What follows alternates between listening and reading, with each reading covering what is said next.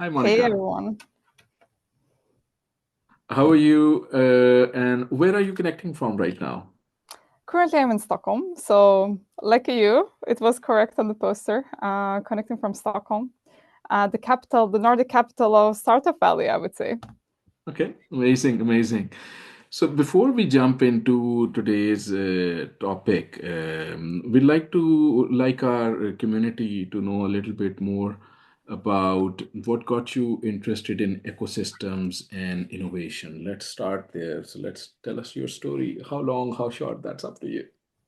Yes, absolutely. So hello everyone, my name is Monika Lionaite and I'm founder and CEO of Openhack 2020 Australia, an innovation management business which started its branding journey with global impact hackathons focused on sustainable development goals.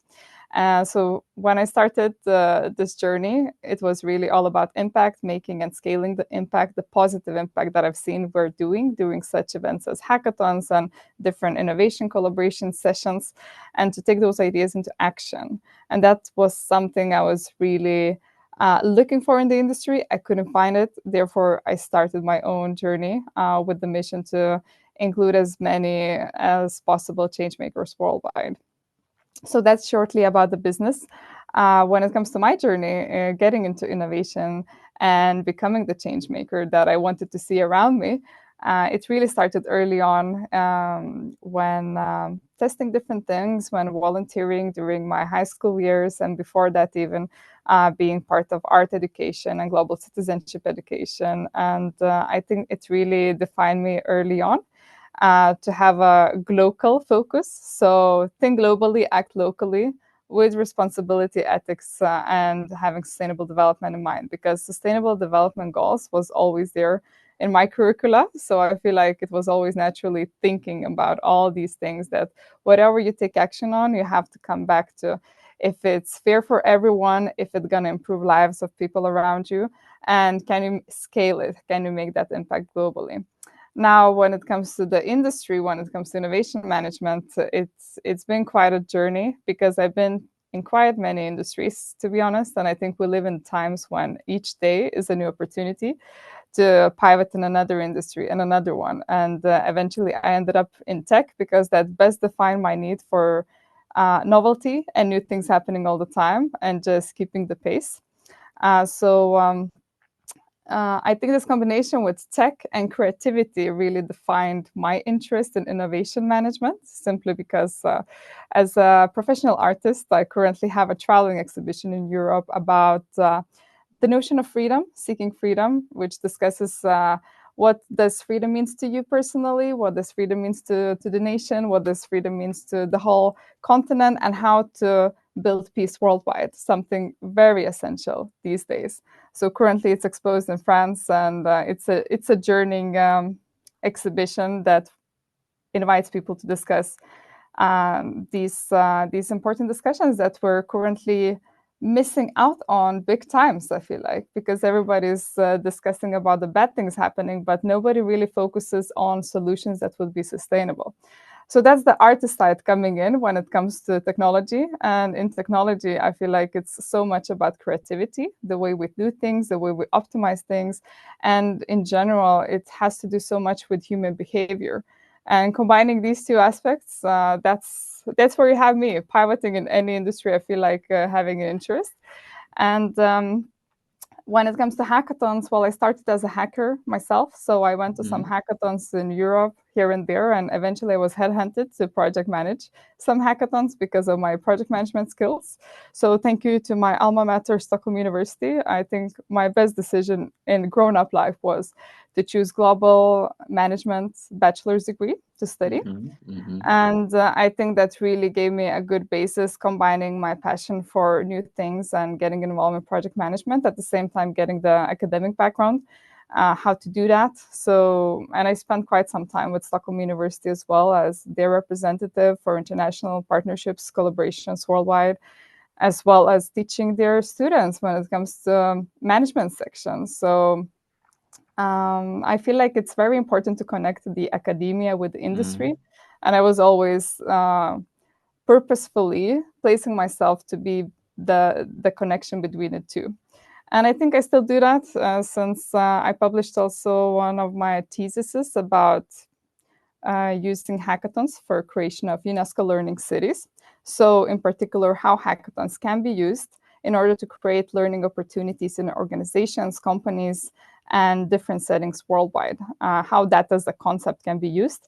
And since publication of my thesis, I got cited in International Innovation and Knowledge Journal, the anniversary edition, 10th anniversary, so it's quite special and big deal. And at the same time, I'm also going as speaker talking about how you can use hackathons to promote learning.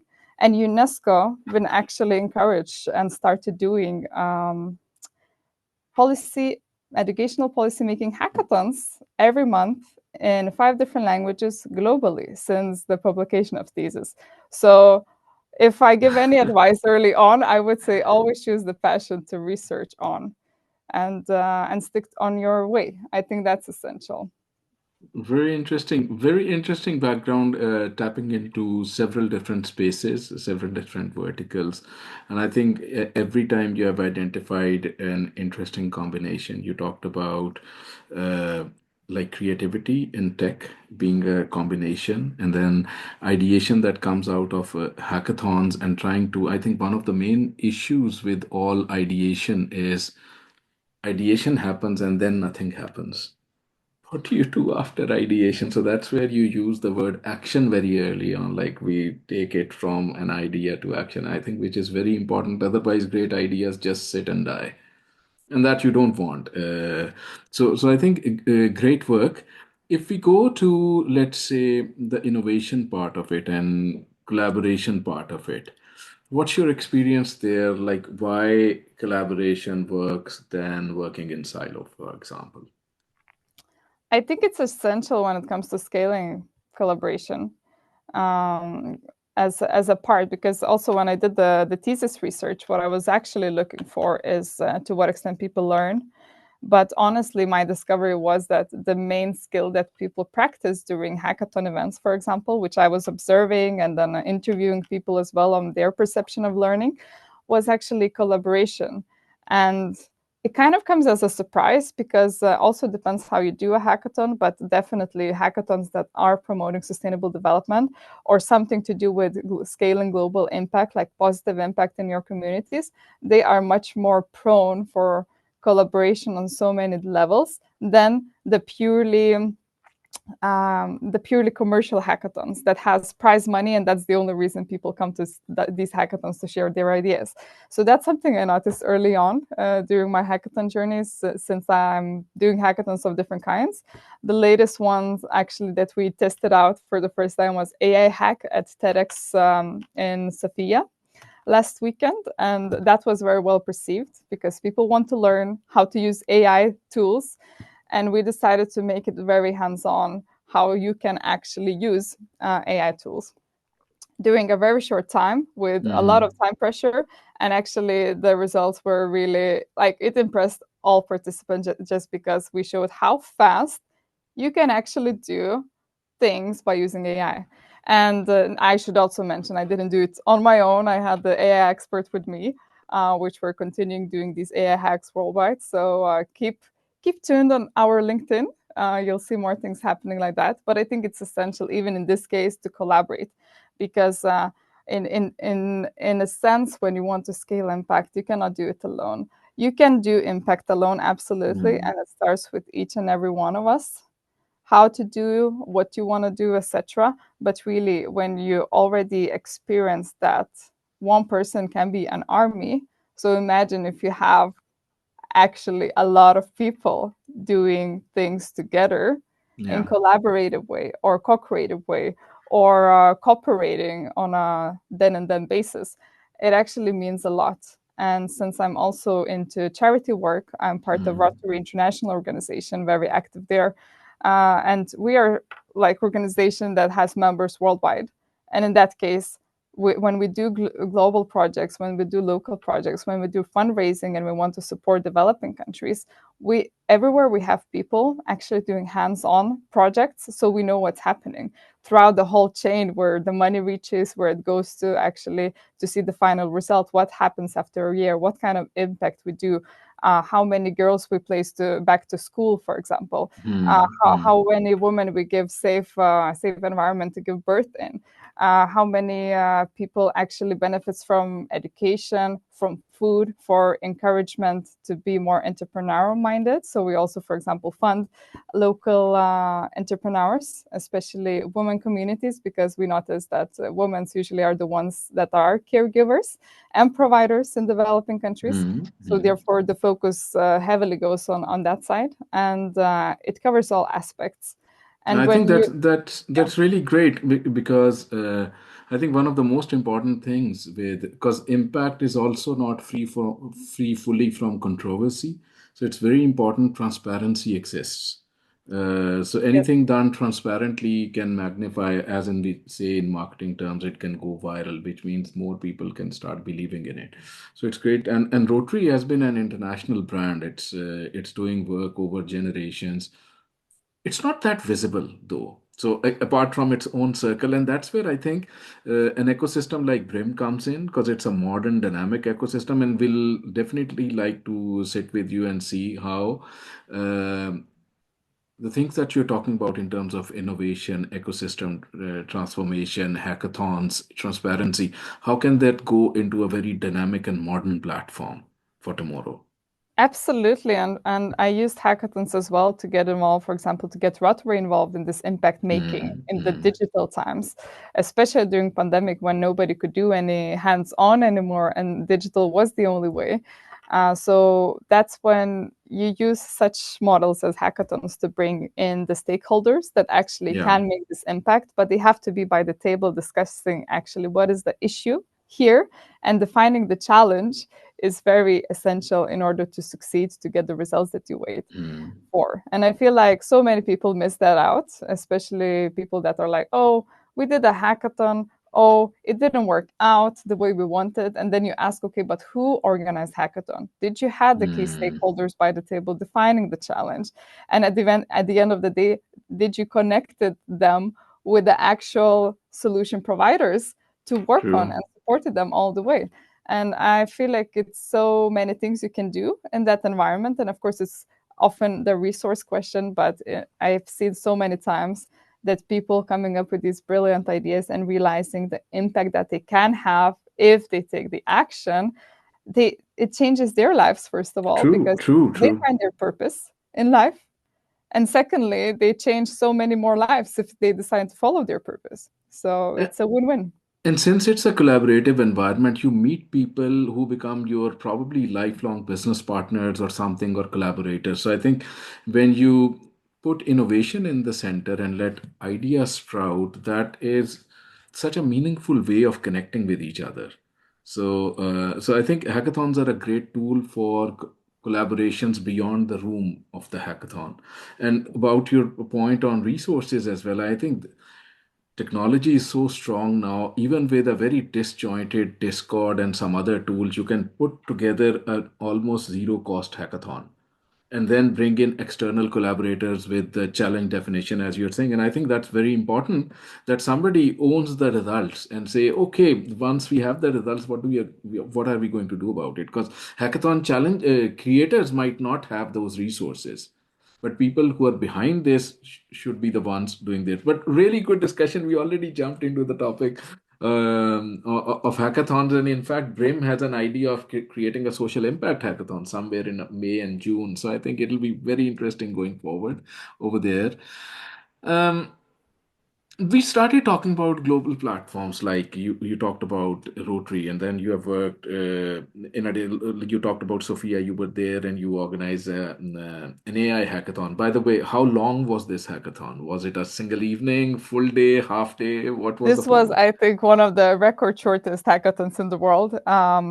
It didn't really last more than 1 hour. It was less than that. And participants only had 20 minutes to come up with presentations, with solutions, and really selecting this. Yeah, that's how fast things happen with AI. Hmm, That's when we hmm, decided, together with my business partner, Matthew Blakemore, who's also very much tech visionary when it comes to AI and working with standards, to scale this impact, because we've hmm, seen how fast things are happening, how people get entertained, but at the same time, how People understand the power they have in their hands just by having a mobile phone with them. It's insane, Was you it know, on like, mobile phone? yeah, most of participants only had their phones with them. And Okay. eventually, like, some presentations were literally in the making by the time the pitcher stepped on the stage. And you could see literally the live transaction from words to PowerPoint presentation that matches Mm-hmm. whatever the pitcher managed to do. So it was very fast paced. And Mm-hmm. we also had winners, etc. And we had 5 teams and around 70 plus participants in this. Mm-hmm. And honestly, it really showed the power of collaboration, first of all, because those people haven't knew each other to start off with, and they Mm-hmm. became a team. And in less than half an hour, they actually produce something that they can continue working on, improving their local community. Because the challenge was, how can you improve Sofia and community around it? And then people selected their own aspects, which ones they want to improve. Mm-hmm. So we had anything from green spaces to pure air, and to encouragement for small and medium-sized enterprises and entrepreneurship in general, and many such aspects. And it really brought people together. Like, you could see people that were complete strangers when they came to our workshop ended up partying the whole night, discussing about their ideas, and also not only ideas, but because there were also decision makers in the room, Mm-hmm. they could Mm-hmm. actually take it to the next step. And I think that's essential, to have everybody around this True. table True. making the decision together how to do things to take it to the next level. So let's see what happens in a year's time when we're back again to check. No, no, but I love it that like I think our minds are trained to keep time like absolutes in place. We still measure business results against last year. Like whenever you're running a large corporation, startup, or whatever, you're measuring yourself last year or year by year. But what if you take away the last year? So it can completely change. You can go on a potential which is unmeasured before. And likewise, when you put a time challenge, for example, the mind says hackathons are generally weekends, like Friday starting, Saturday and Sunday presentations in the evening. What if you break that and make it a 1 hour hackathon? I think burst of energy, and maybe ideas are very young when they're coming out, which means again there's a lot of post hackathon work that can go in. So it's not the because typically problem with creativity is the moment you produce an almost finished thing, your interest level also goes down. So if you are picking up idea in an hour's time, it's somewhere on that upward curve, which means it can continue to progress. So Absolutely. And I must just mention that also it was an experiment with it, right? This very short mm, hackathon, no code hackathon, that's quite important, only prompting. okay. So we wanted to show to people that they don't need to code anymore, as long as they know how to navigate AI tools to really save so much time and actually bring their ideas alive, or at least to be able to showcase in a really smart, short time, to have this elevator pitch where you can Mm, already talk with investors. Because usually people having a clear idea what they want to do, they don't need much time to work on PowerPoint presentations, mm, especially with AI. It's like 5 minute thing, and you're done. But the thing is to actually know what you're looking for your next step. I think that's essential, mm, and not just, yeah, not just leave it by the pitching part, but in such circumstances where people come together and really experience high energy together that they create, it also keeps them much more motivated to keep on going, because mm, they want to recreate this emotion that they experience, first of all, together as a team. So it's very likely that they will be having some coffees after this TEDx event, just because they want to discuss next idea, or maybe same idea and they want to continue doing that. And I really encourage people to share their ideas, because I meet too many entrepreneurs, or wannabes. I call them wannabe entrepreneurs, mm, who has mm, an idea, never started a business, but had tons of ideas for businesses. But if you never take an action to share that idea with somebody else, because usually these people are stuck because they don't know how to proceed. yeah. And usually the only way to proceed, if you already did your research, probably will be reaching out to someone, having the resource you need, or an Exactly. advice or connection that would help you out to get to the next level. So it's usually those ideas that die, when people are thinking, oh, this idea is so brilliant, I won't share it with the world. But at the end of the day, they don't do anything about it. So such I cannot judge, but at the same time, I'm just saying idea is nothing if there's no execution. Of course, and I think if we go back to the VC space, for example, Antler, let's take Antler for example. Now, traditional startups accelerators are built that you bring a finished idea, sometimes a running business with revenue, and then startup accelerators help you grow that or polish that further, which means that the founders need to do a lot of things. We actually ran a couple of fireside chats with Antler folks. Magnus was here, who is the global founder, and then Anders Hemmerback, who used to run the Nordic side.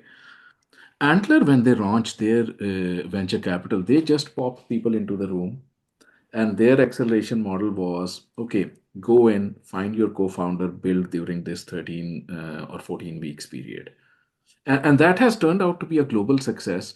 But hackathons probably is an even shorter Twitter or X version of it that you can actually do and create things in a much shorter time frame. So really interesting and a very how would you say deep discussion. I really like where this conversation is going. You talked about narrative and positive narrative building, and you brought in your work in art over there on the freedom side. How do we, because there's a lot of global wind of change happening right now, and there were some models which were developed over decades in terms of bringing the world together as a single planet and all that, and suddenly there seems to be some cracks emerging in the ecosystem. What would that do to collaboration or impact in your world? For example, you are building these ecosystems, you're collaborating with the ecosystem and hackathons. Do you think will that have any impact, or what do we see going forward? So I think it's good to mention that actually the idea how I got to have this exhibition as a traveling one Mm, was when I first presented it at Ericsson Global Headquarters here in Stockholm.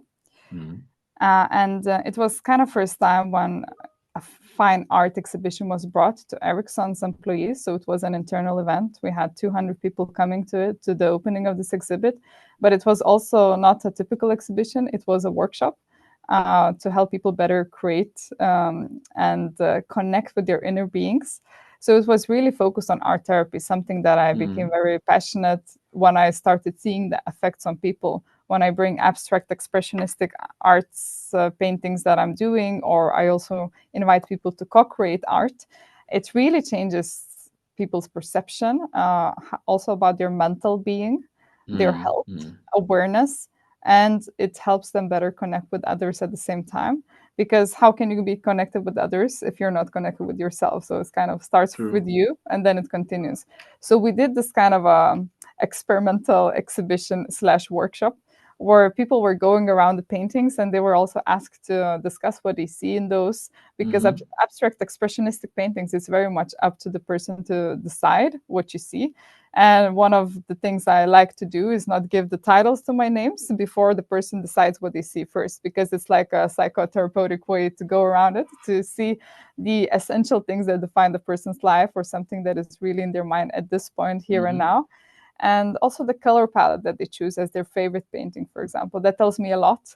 And that comes also again from my interest in psychotherapy. Something that I was considering, should I choose global business or like psychotherapy? And I was thinking, well, there will be plenty of opportunities of Yeah. psychotherapy in business world anyways. And I was very correct. And that's why I feel like the choice really matters. And also recognizing if you are a generalist or Mm, specialize in something early on, I think that really helps, whichever you are, just to realize what really attracts you. So for me, it was a generalistic approach since early on.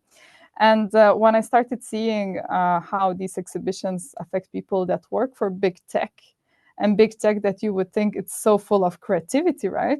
But at the mm, same time, fine art has its own niche, which part of creativity triggers in people. And it really is about emotional bonding and connectedness between yourself and with others.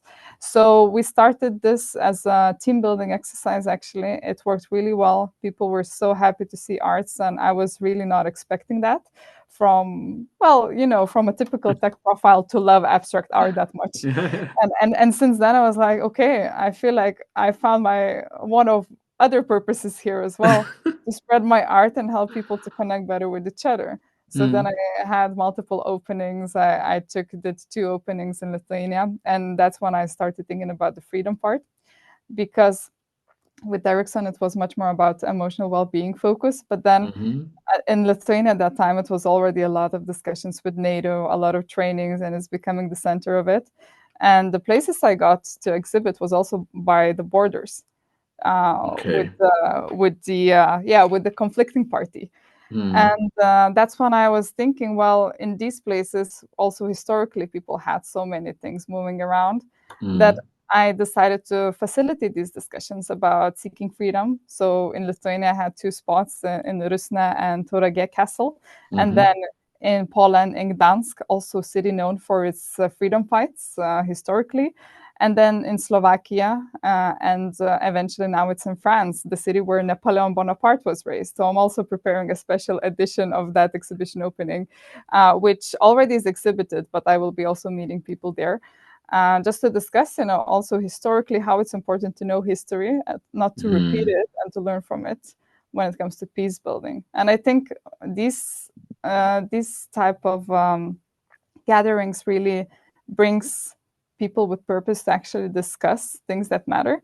Because if you think it's like going to the gym, if you don't find time in your day, you will never do it.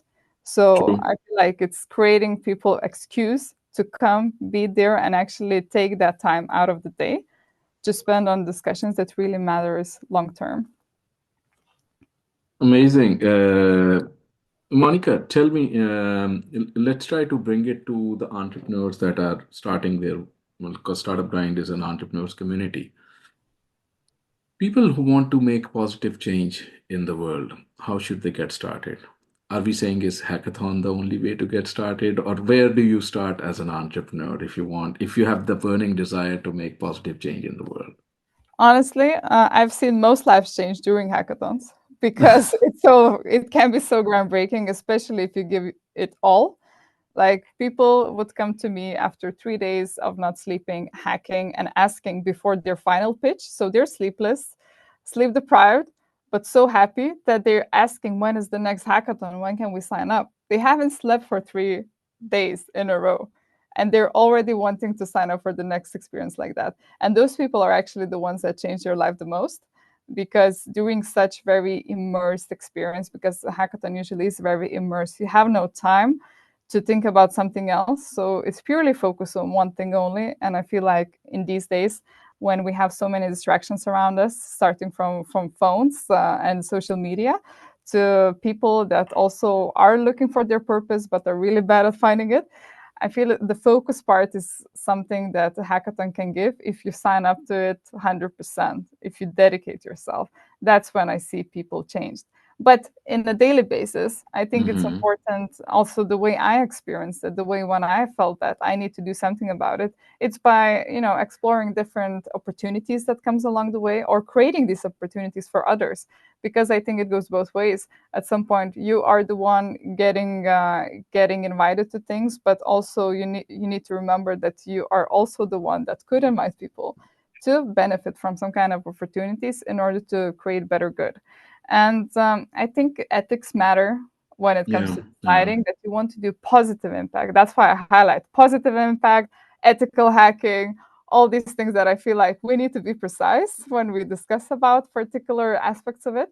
Because um, I think in business, it's really like there's so many different people why they're in True. business. Because Yeah. some people just want to make money and they don't care how, as long as it makes money, right? But I'm talking about business that actually, first of all, solves challenges of that community, and at the same time, as an end result, still makes money. And I think that's what we're focusing on mainly, because making money, yeah, you can make money, a lot of it, doing very horrible things to the world and to people around you. And we've seen too many examples of it. if if you take also even the conflicts, conflicts are huge money making machines if Of you think course. who's benefiting. True.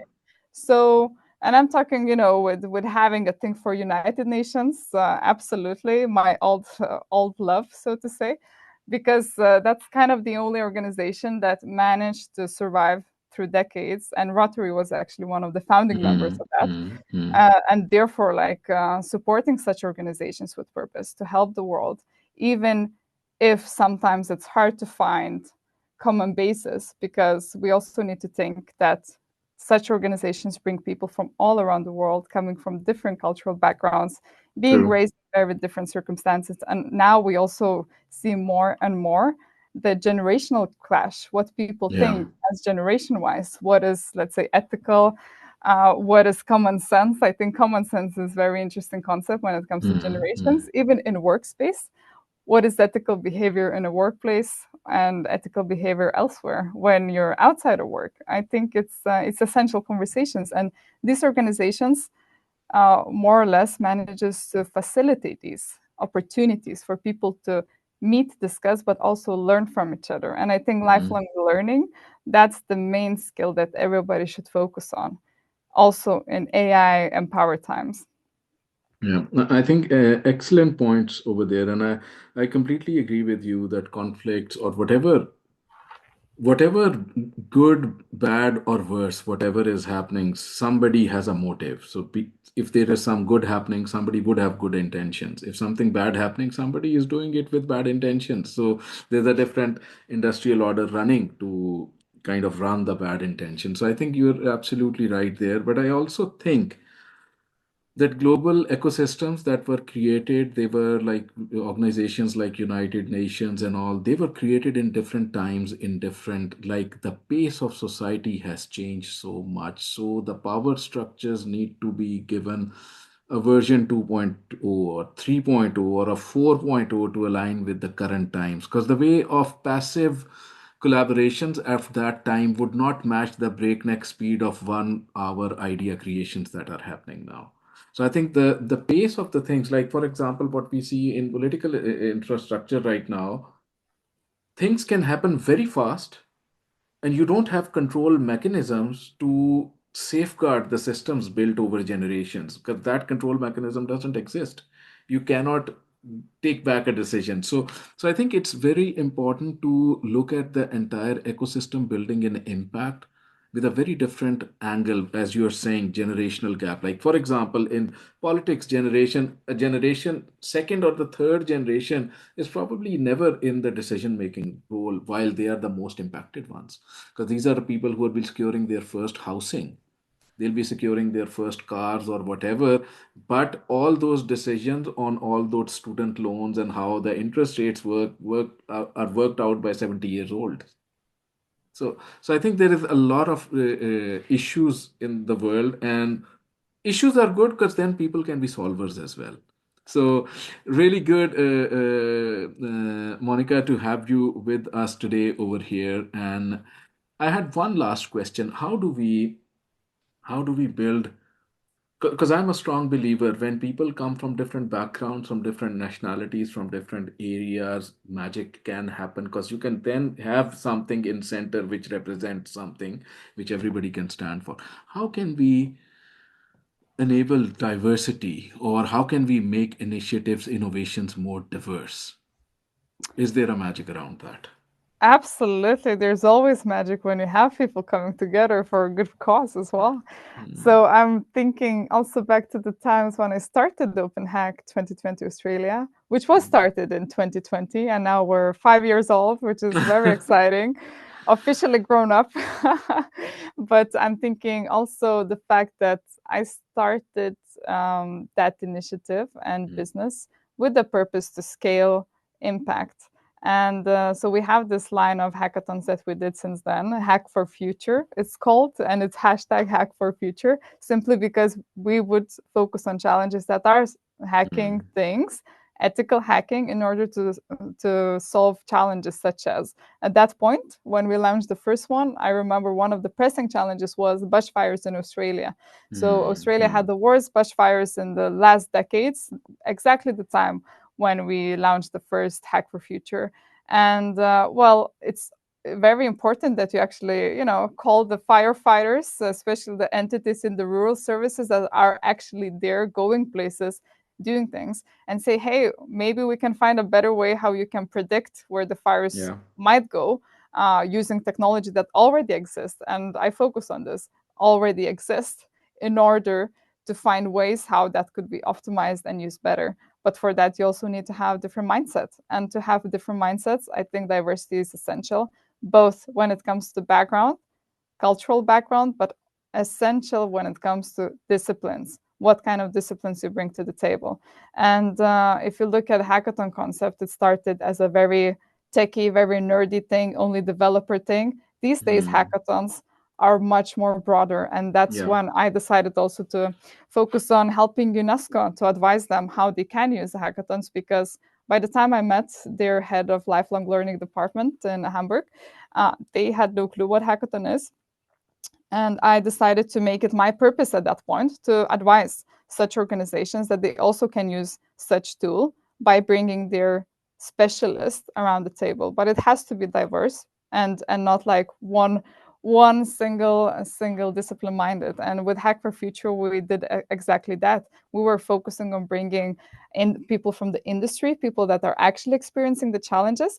Academia, essential part, because usually in Mm-hmm. academia have the most people that are exploring what their passions are, and therefore they might find the most time on actually getting really dive deep into what really matters to them.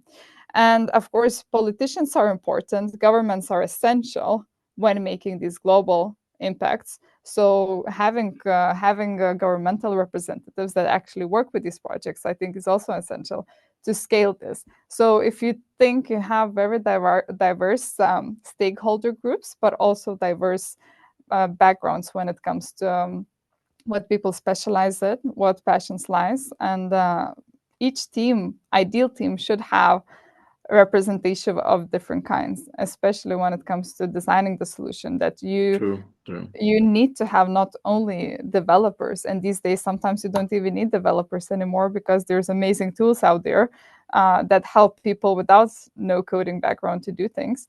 And you need to have people that actually have the idea but also knows how to execute it, people with experience, people with vision, people that wants to make impact. And I think it's essential that all of them have this lifelong learning embedded in their mindset, that they want to learn things, how to do things better, and learn from others, because that's the fastest way we reach change, is actually sharing our experiences and already trying things that worked, or testing something that was never done before, which I often end up in that situation, because people reach out to me when they're like, hey, Monica, we never did this before, but we know that you somehow find ways to do things.